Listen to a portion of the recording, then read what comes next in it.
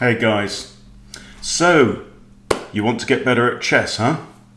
Well, let me show you exactly how to get better at chess. And it makes no difference what your rating is. I'm going to show you the method that you can use to make those steps forward, head down your path towards chess improvement, chess mastery, eventually. And you can do it from wherever you are right now. Now, the key thing to understand is that if you're a beginner, you're struggling to improve, then watching grandmasters playing 3-minute blitz games or bullet or even quicker games, if you can't follow their exact thought process, then it's going to be very difficult for you actually to take the full value from what they're doing. You can actually learn more, I would say, from your own games than you can from watching far better, far stronger players. Okay, and the reason is because your growth edge, where you are right now, the next steps in front of you, the next steps down your journey towards improvement are pretty easy to identify. Okay, if you're watching a grandmaster, IMs, whatever, playing chess, then you may pick up some tips. There may be some scraps on the table that you get that may come in useful, but they may not be useful for right here, right now, right where you are. Okay, and in many cases, it's just like drinking from the fire hose. When they're talking about positional and strategic stuff that's going to affect the end game from the opening, it's simply too much. Okay, so let me show you this technique. Now, what I've got is I've got 3 different games. One of them is mine, and 2 of them are from 2 of my students. Okay, so we're going to work through. We'll look at the games quickly. We'll see how they evolve, and then we're going to look at the analysis of each game. Okay, and in the analysis, this is the key thing. We're only going to be looking for really 1, maybe 2 key points where the balance of who's on top swings dramatically. So it might be a blunder, it might be a mistake, it's very unlikely to be an inaccuracy. And I generally recommend that if you're beginner, improver, ignore inaccuracies. Right? That's for grandmasters. Okay, so that let's make a start. So excuse me. The first game, and we'll see how far we get without interruptions from Jag, the very vocal rooster.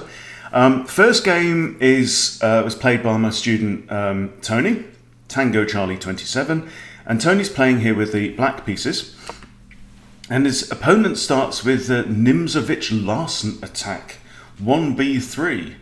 That's weird. And Tony responds with a quiet d6, and we have d4, and knight to f6, so natural development. Okay, we have some tension in the middle, so 1, 2 attackers, and 1, 2 defenders. That's okay.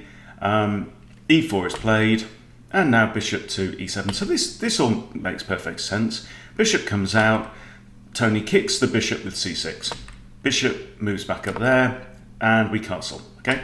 So far, so good. Knight comes out hitting the bishop there. Knight comes out to defend. Knight takes. Bishop to e6. Now, if we were to do the Goldfish method right now, okay, look at this pawn in the middle. And how many defenders do we have? So I'll do those in blue. 1, 2 defenders on that pawn. Attackers, 1, 2, 3. So counting attackers and defenders could be an issue because pawn takes, knight takes. So we are actually down a pawn at this point. Now we have an exchange of queens, and now we have an exchange of rooks, and finally the last rook comes off the board. So let's look at the situation. Black has 6 pawns, white has 7 pawns. We both have 3 minor pieces. In black's favour, black also has the bishop pair, which becomes more of an issue later on in the game. So, because the bishops can work together and cover adjacent diagonals, which can be very, very strong. Also, the bishops are long-range pieces, whereas knights are short-range fighters. So I would say this looks pretty balanced right now. We'll see how the game winds up. We have knight in, attacking the light-squared bishop. This is a good move because it actually pins the knight against the king, so that knight now cannot capture the bishop. We have pawn defends. Knight comes round, attacking this. It is defended by the bishop, of course. And we have knight takes, bishop takes. So this, we've just swapped off the knights, basically, and now we've got a situation of two bishops against the knight and the bishop, and this knight is still actually pinned. So the king moves, getting out of the pin. Bishop moves now, attacking a loose pawn on h2.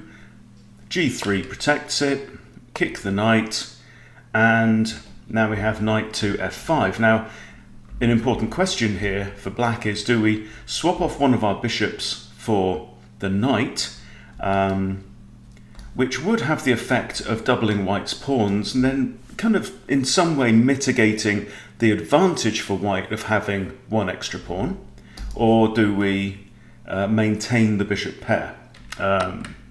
It's arguable. In this game, Tony chose to swap off, and we have some manoeuvring with bishops. Pawn is protected. It's still fairly equal. Now we have a situation with 1, 2 attackers and 1 defender on there, so you would expect now bishop to here, possibly. Tony now moves the king. We have pawn takes, and now bishop to e7, which could have been played on the previous move. White takes a pawn. Now there's a big danger here of b takes a7 and then a8, and we get a queen, and that would be the end of the game. Okay, so the bishops are facing off against each other, but the most serious threat is this pawn. Now let's see, what does Tony do? Okay, he grabs the pawn, absolutely the correct move. Okay, now he is 2 pawns down at this point, and now we have the bishop swap off, and the correct approach now would be to race this king up here and try and eradicate these 2 pawns and try and get this pawn to safety. White's king moves up. I think d6 might have been a slightly better move here, getting towards that pawn. But White's king wins the foot race to the pawns. We have another sideways king move, pawn move, and now the king retreats. And this is going to be pretty hard now to defend. Okay, grab the pawn. But now the rearmost pawn of Tony's pawn chain is going to fall, and this is the end of the game. I mean, it goes on for another few moves. So let's look now at the analysis of the game. So we've got Tony here with the black pieces. So black pieces is below this line, and we're on best move diff. Okay, and this is all we're looking for. We're looking for, interestingly, no blunders in this game. So that's very good. Okay, so a blunder is defined as when there's a huge swing in advantage, one way or the other. Now, and so that could be that you had a strong advantage and then lost it, or it could be that it was fairly equal and you make a stupid mistake and then suddenly you're on the receiving end of a disadvantage. So all we're looking for here is, what are the biggest areas? So you look at these bars. Okay, here's the first one.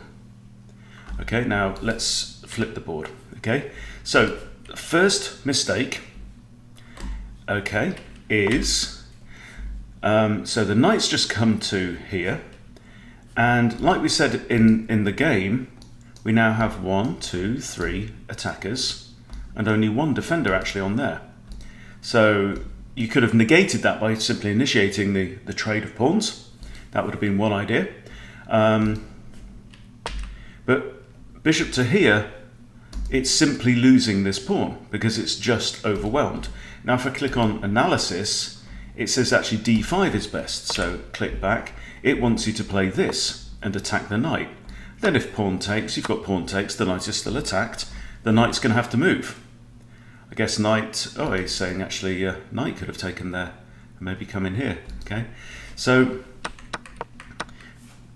there are options, and you can explore that, and you can click through the lines that it suggests. So, you know, knight to c4, then you'd play d5, then knight takes, then queen a5. For example, you can follow that through and see, okay, the critical thing is, what did I miss? All right, and let's just go back, and what we missed here after the knight recaptures is this pawn is overwhelmed. 1, 2, and 3 attackers, and only one defender. So yeah, we could have attacked the knight to negate this, because clearly you're not going to have knight takes and then pawn takes, because that's just bad for white. Okay, so that's how you can use the game analysis. And you know, our goal here is not to learn to be a stockfish, right? We don't want to play super completely accurate play all the time. That is polish, right? We're at the stage when you're a beginner, you're trying to get to 1,000 and beyond 1,000. Imagine it's like cleaning a car. You want to spray the mud off the car before you get in with a polish, right? Now, trying to improve on inaccuracies is polish. You don't need it. Just forget about it, okay? Because your games are going to swing on mistakes and blunders. So that's what we focus on. Later on down the line, let's have a quick look at another one. So here's another blunder. And again, it's saying we should have initiated the capture with the pawn here. Because, again, so if you look at, so this is white's move, and that's actually a mistake. Now, white is in a winning position. There's no question about it.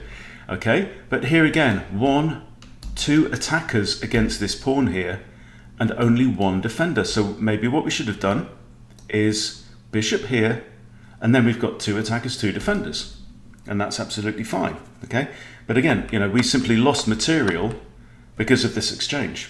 All right, that's it. That's all you need to know. Okay, so what should Tony be working on this week? Well, counting attackers and defenders in all cases, at all times, right? What changed about that move? Okay, well, that pawn is now attacking my pawn. Okay, how many times is that pawn defended? How many times is that pawn attacked? What can I do? Simple as that. Okay, let's move on to game number 2. So this is a game played by Christina. It's a 10-minute game. She's rated just under 1,300. Her opponent's rated just over 1,300. And we have e4 by Christina, who's playing white. And we have the French with e6, knight to f3, and now d5. Just standard French approach from black. We have the pawn advanced to e5, and now c5. So black here is really staking a claim on the center of the board. c3 now is preparing, I guess, d4, and we can then swap off here, and white has a decent center with a slight space advantage in the middle of the board. Now we have d4. You can see that count attackers, 1, 2, count defenders, 1, 2, 3, life is good. Okay, so this is the difference between 800 and 1,300 play. Right? Now we have the queen coming out. Now the queen then effectively becomes attacker number 3. But still we have 3 defenders, so we don't have to worry. If there's the same number of attackers and defenders against a square, then there's no advantage for the attackers in initiating the exchange. Nevertheless, we now have bishop to e3. Now, what that's doing is it's actually over defending the pawn. So if we go back, let's say pawn takes. Okay, well, I can't do it on this one. But pawn takes, knight takes. Queen ain't going to take, because queen takes queen, and that's the end. There's no more attackers or defenders. It just doesn't make sense for black to initiate that attack. So it therefore doesn't make sense, or it's not required to add a 4th defender when there's only 3 attackers, particularly when this bishop here was the only defender of that pawn on b2. Now we have queen takes b2, knight to d2, queen takes c3, so we're now down 2 pawns because of one seemingly innocent move. Okay, rook attacks the queen. Now we grab a pawn. We'll move through the next moves fairly quickly. This is nice, pins the knight. kicks the bishop, takes the knight. White's now castled, black is not. There are two defenders of this, so the bishop can't come out and grab that pawn right now. Now the knight comes in, forces a pawn to capture. This isn't too bad because it actually gives white a semi-open file up the f-file with a rook that's already there. Now we have, because the bishop's been taken out, this is called removing the defender. Thank you, Jag. Now we have bishop can capture the pawn because there's now two attackers and only one defender.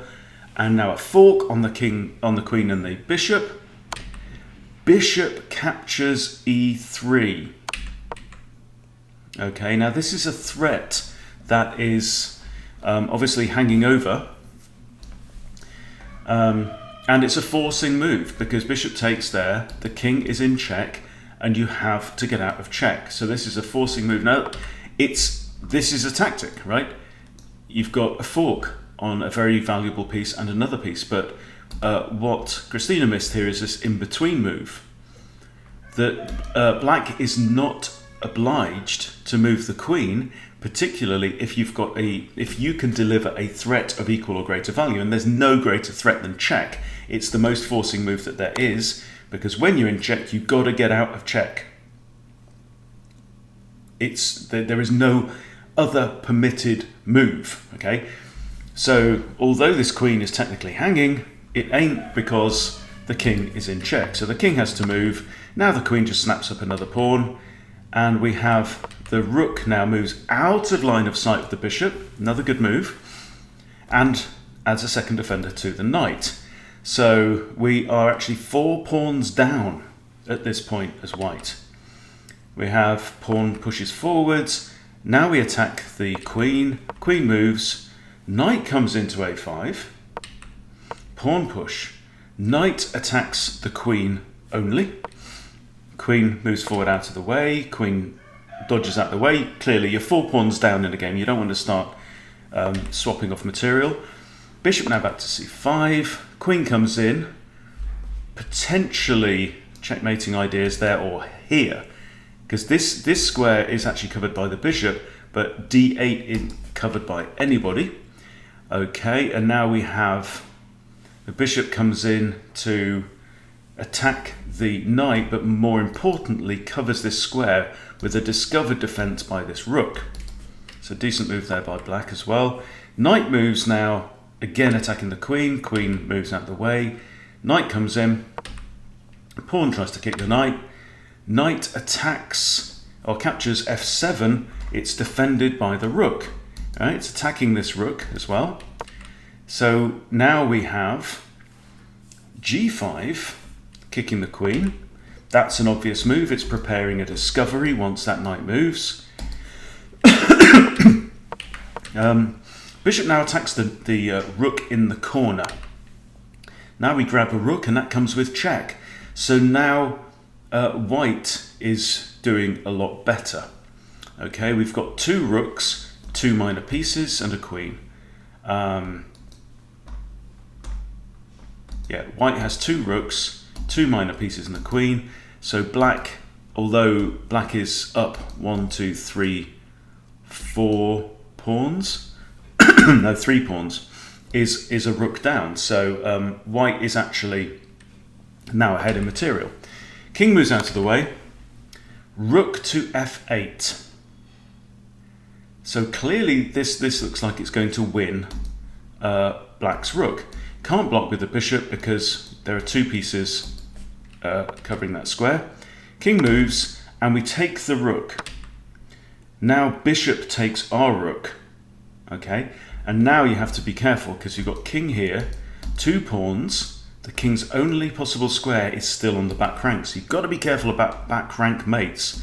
So queen to b1. If black had another move here, it'd be curtains. Okay, now this is a slightly unusual move, but it's a forcing move because it's got the king in check, and it's preventing queen b1 checkmate. Okay, queen takes, knight takes, queen back to there,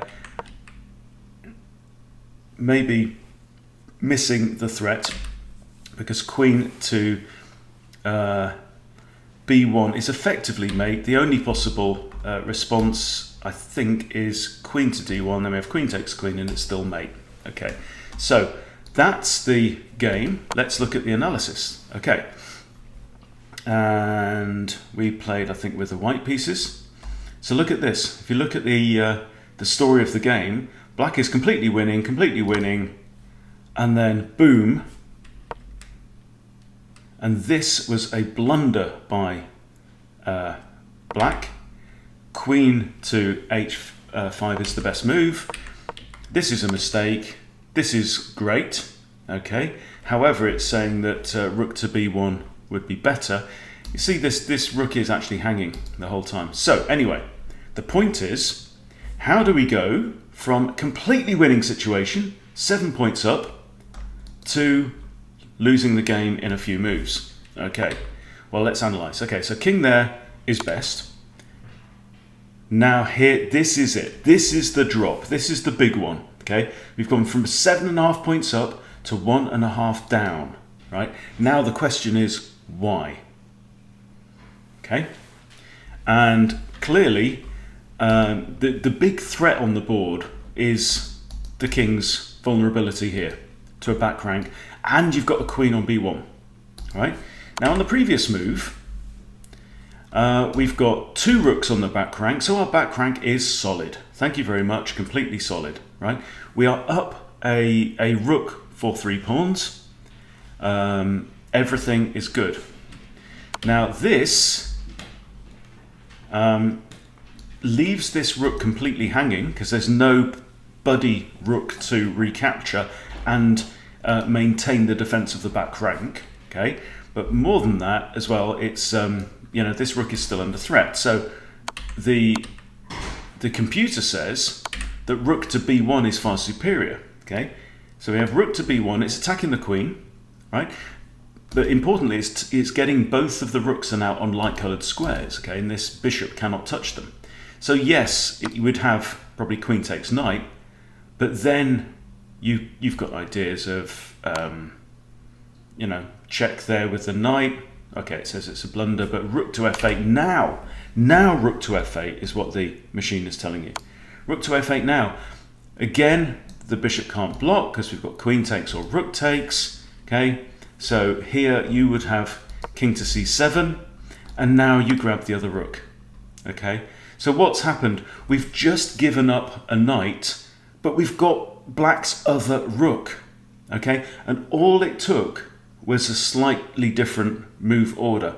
So it's a case of first get this rook out of trouble by moving it to b1, hit the queen, make the queen move, and then we exercise our killer attack. And this is a completely winning situation now. But what happened in the game was obviously we went from a winning position to a forced checkmate, which is unfortunate. But the key thing is, okay, what was missed? You know, if this is your game, you have to say, well, what did I miss? So what Christina played in the game was, this looks very good. Rook to f8 wins a rook, okay? But winning material doesn't win games, okay? It doesn't matter how much more material you've got than your opponent if you get checkmated and lose, right? You cannot win a game of chess if you've already lost it. So first, I would say what we need to do here is we need to balance the impulse to attack versus the need to defend, okay? And this is something that obviously very strong players do very well. So another thing to bear in mind, which might be, you know, just it might be a useful thing for Christina to be thinking about, is that in many ways they say that the threat is more powerful than the execution. Okay, so here we executed a move that wins material, but we execute it's actually a blunder, and it puts black in the ascendancy in the game. Whereas this move, first, just protecting my back rank. That's all it's doing. Protect the back rank. Get the queen off the b file. Okay. Queen grabs the knight, and then this move is decisive. So that is what I would boil this down to, right? So carrying this forward during the next week or 2 weeks or month or whatever it is, this is what I need to be working on. This is what I need to be thinking about. Okay, attacking when the time is right, and making sure that my defensive fortifications are in place so that I don't get sucker punched and stabbed in the gut when I think I'm about to win.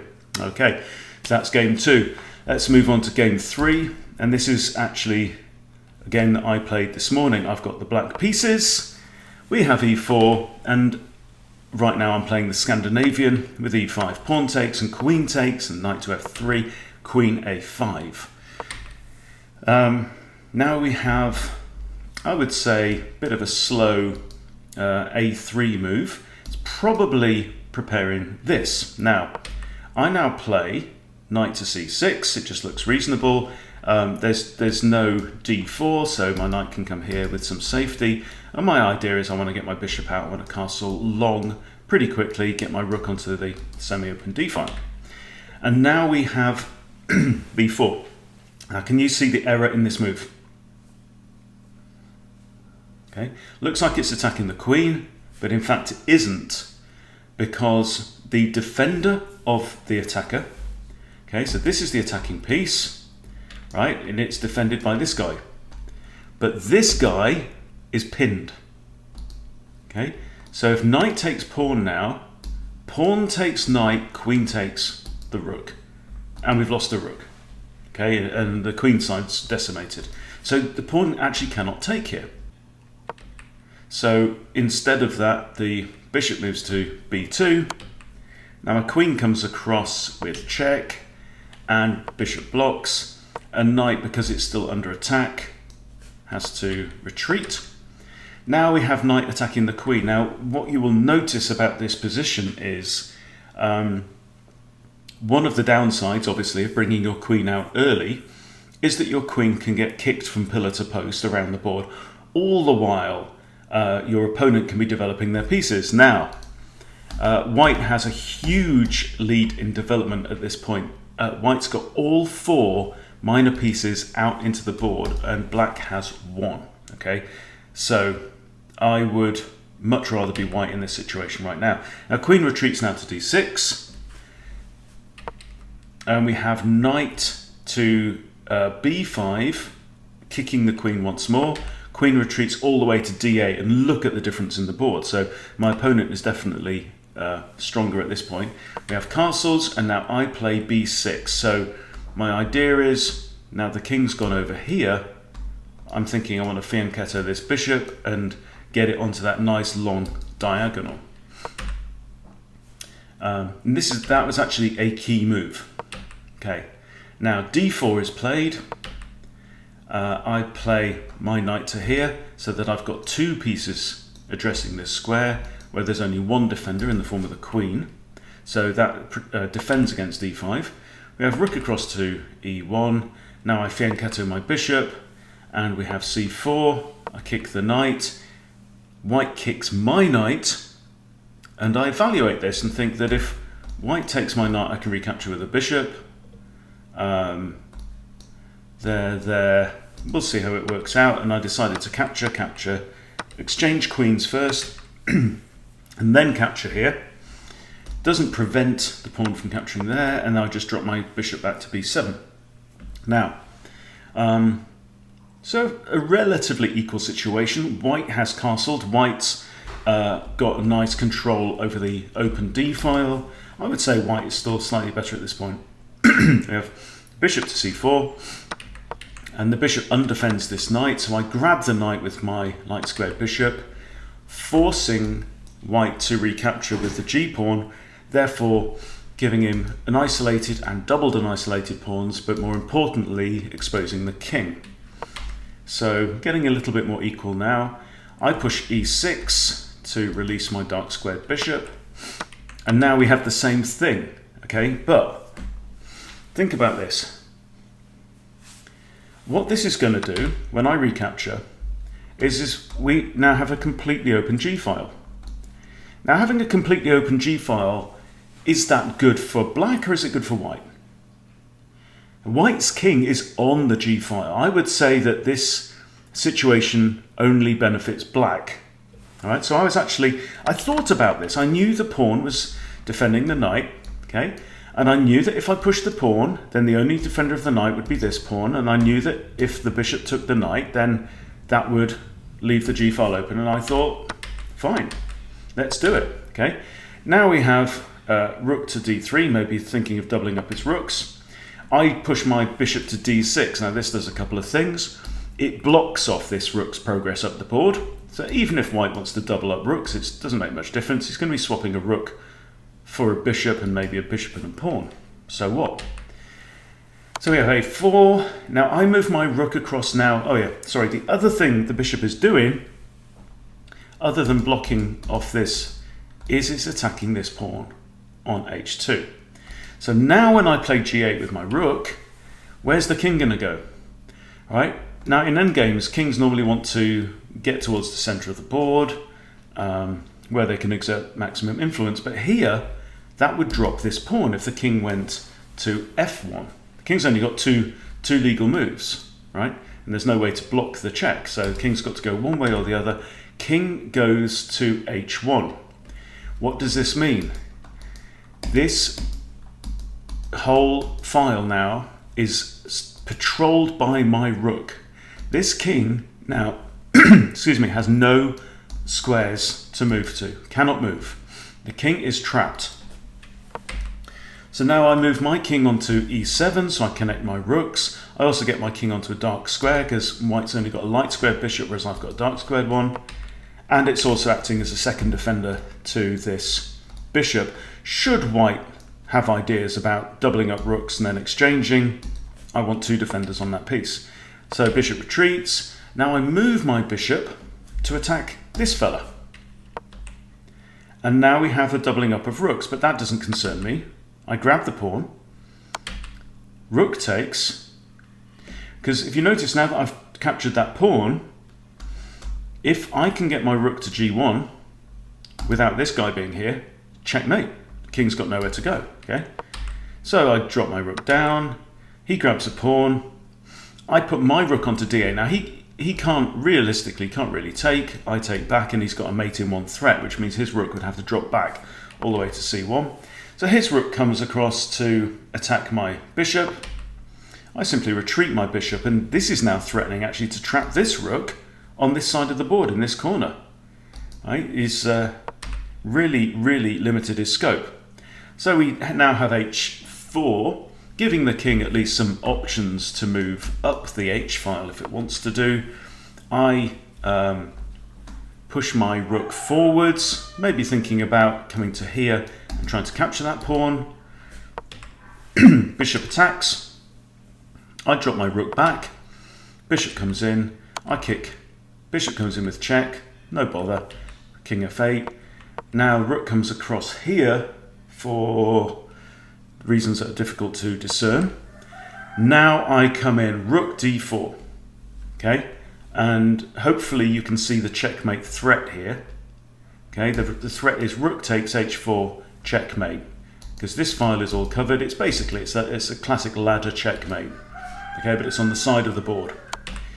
We have rook to here. Now I figured this out. It doesn't matter how he checks. I can just move to f6 and I'm snug as a bug in a rug. And now we have rook to g1. But really, I don't know if there's any way of preventing mate. But rook takes h4 there is checkmate. Now, so I think I didn't have control of that game in the early part, but managed to rescue it at the end. Okay. Now the key thing is, what about the analysis? Okay, it's given me 93 here, whereas my opponent was only on 51. Look at the story of the game. So this is this middle part, probably my queen getting kicked around, and then, obviously big mistakes by my opponent leads to a win. Now, I'm playing with black, so we're looking below the line. What's this? There's a blunder. What's the blunder? Okay, now I actually mentioned it in the game. The b6 is a blunder. Okay, so now we're around the, what's my opponent's rating? Not sure. 1400, 1500 mark, okay? This is a blunder at this level, right? So it's not counting attackers and defenders. It's not leaving pieces hanging. It's something else. Now, why? What is it about this move? So if we go through white castles, and I think now I'm going to fianchetto my bishop. I'm going to stick it on b7 and attack there. And we've gone from, I am the slightest advantage actually at this point in the game, 0.2, to almost 4 points behind. So that's 4 points to white in favour. Why? Why is this an issue? So you might be able to see more than I can see, but the point is that when I played this game, I couldn't see what the problem was. So what's the problem? So I'm going to click on analysis here. Okay, b6 is a blunder. Yes, we know. Right. Why is it a blunder? Okay, well, show me, please, engine. Okay, because of knight e5. All right. Okay, I can capture that. Well, it's attacking my knight. My knight's actually undefended, so I would need to do something about that. Now the computer's saying d7 is most accurate here. All right. Knight takes knight, bishop takes knight. Okay, so far so good, but it's got white 4 points in front at this point. Right, still asking why, we want to find out. Bishop e5, so the bishop comes into here. Now you see it. Now you see it. We have a knight and a bishop attacking the c7 pawn that's defended only by the queen. Okay? And the way it would probably go is it's saying e6, and now knight takes with check and a fork on the king and the rook. The king moves, bishop comes in. So there you go. I mean, this is a very unpleasant situation. Now that is not how the game actually transpired, but let's click back and see what the problem was. Okay, so the computer is saying that a6 is best. So at this point, it's saying I should have played a6 and kicked the knight away. And that's because, yes, the knight is attacking the c7 square. Now everybody should know that these c squares can very often be targets for knights because you can fork the king and the rook. So c2, c7, very often soft targets. Likewise, f2 and f7 can be targets for checkmates and other attacks, okay? Now, what I should have noticed at this point is the knight is attacking this square. That's fine, okay? So we've got one attacker, one defender, all right?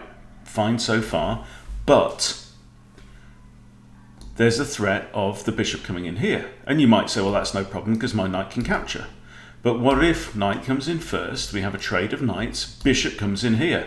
Oh no, now I've got two attackers and only Her Majesty defending that pawn.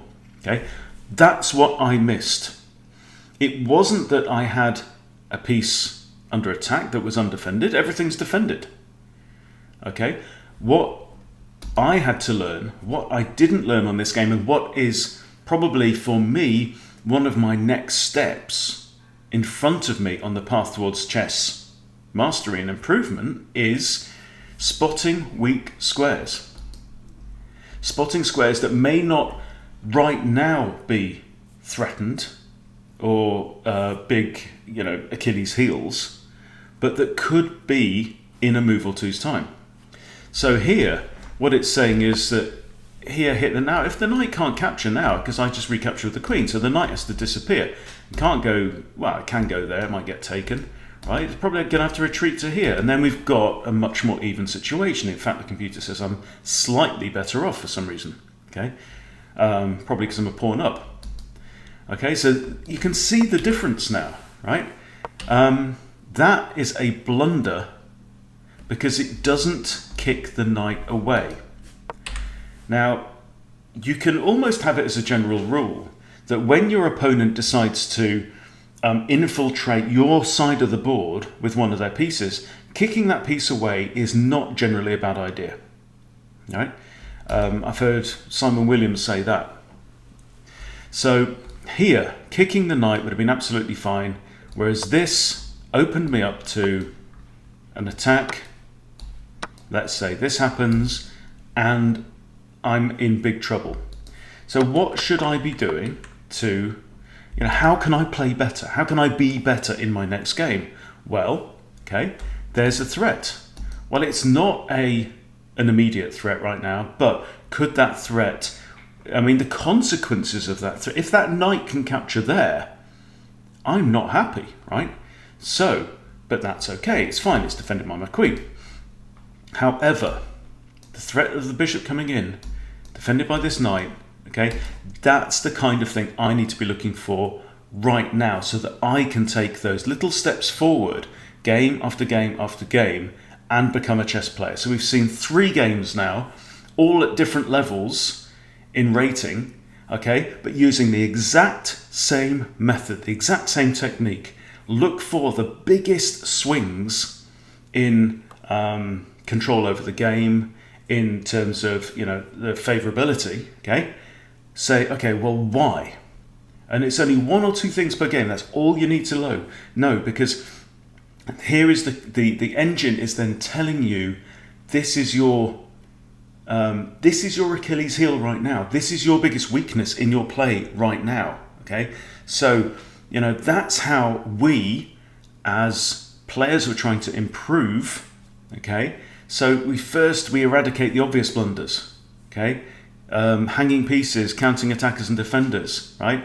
Taking care of your defense before you launch an attack, or just getting the timing right, okay? And in the case of this game, looking out for squares that are not immediately threatened, but could be threatened very soon, and they are for each player. That's your edge, that's your growth edge, that's what you need to be focusing on right now. Forget the rest of the stuff, it's not important.